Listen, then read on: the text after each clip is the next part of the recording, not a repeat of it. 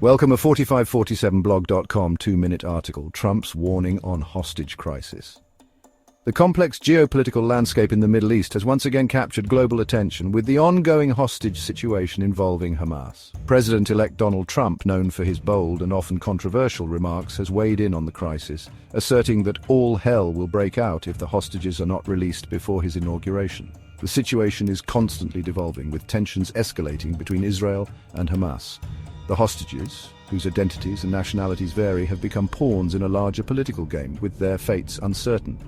Trump's comments, backed by the most formal power of the US military, carry significant weight due to his president-elect position in US politics and among his substantial supporter base. Trump's stance underscores his long-standing advocacy for a tough approach toward groups he categorizes as hostile to US interests. His remarks are likely to resonate with certain segments of the American public who view decisive action as necessary in international conflicts. However, they also risk exacerbating tensions, potentially complicating diplomatic efforts aimed at resolving the crisis peacefully. Firstly, it could increase pressure on US policymakers to take a firmer stance against Hamas, potentially involving military or economic actions.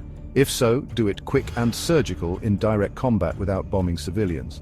Secondly, it might embolden hardliners within Israel to pursue more aggressive tactics, leading to further instability in the region. Lastly, Trump's comments could influence public opinion, impacting future US elections and foreign policy decisions.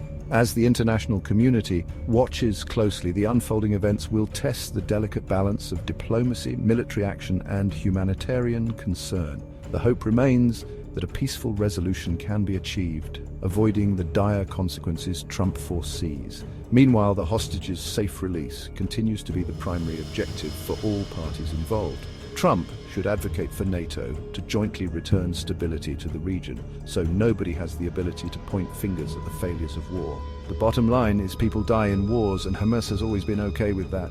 The question is, are you? Follow and share 4547blog.com.